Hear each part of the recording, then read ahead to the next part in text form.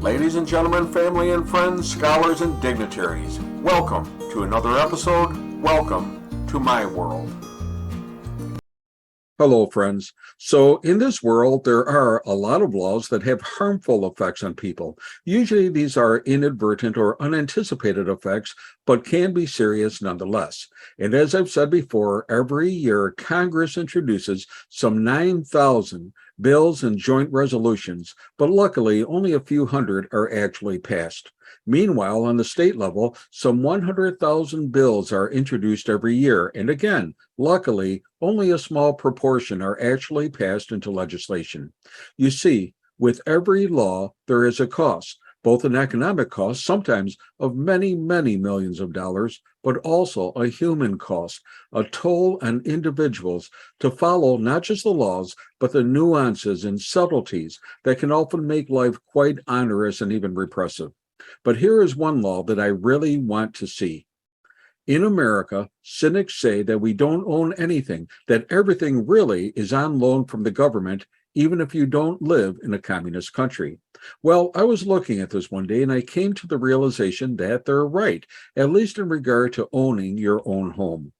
Let's say that you get married, have children, work hard, save your money, and eventually buy a house.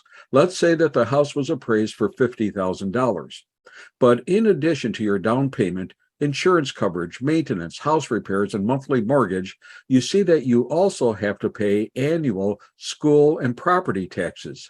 And you have to pay those school taxes even if you send your children to a private school, and even after they've graduated, grown, and are adults themselves with their own families and homes. You are still paying school taxes annually as well as the property taxes. Well, here's the problem.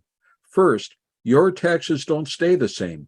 You see, your house appreciates in value, and then your local government is right there to increase your taxes too. So your annual taxes are not based upon what the house was worth when you bought it, but what they say it's worth today. And that is dependent upon both the improvements you've made to your property, but also factors like community, valuation of other homes in your neighborhood, the inflation factor, and the political persuasions in power. It's not unrealistic to suggest that Democrats like to raise taxes, and so they just do. So your real estate taxes go up, but here's the rub. Your income goes down. You see, after age 60 or 65, most people retire and are on a fixed income. And besides that, if either you or your spouse dies, now you have to carry the burden of increasing taxes on a single income. You lose that second income stream. So this is a predicament for sure. As a senior citizen, you have very limited means. And now that you've paid off your mortgage after these many, many years, you can retire and enjoy the fruits of your work. Enjoy your own home, free of liens, debts, or obligations. But the elderly are losing their homes. Every day, more and more people lose their homes simply for non-payment of taxes. And as according to a report by the National Consumer Law Center, it can be for as little as a few $100s in back taxes. The report found people losing their homes for as little as $400 in back taxes. And this is devastating to these individuals and families, and yes, even to their communities as well.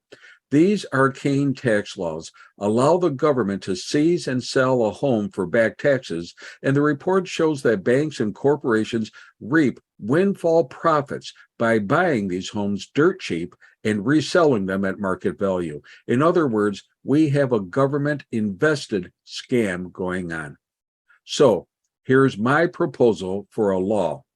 If you reside in a house and have for 25 years or more, and the house was and remains in your name, and the mortgage is paid in full, then the owner should be excused of all school and property tax obligations on that home for the duration that they continue to reside there.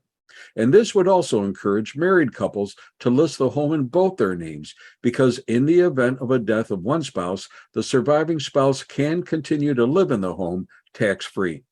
This one law would rectify a terrible problem that negatively impacts on millions of elderly and at a point where they are most vulnerable to economic hardship.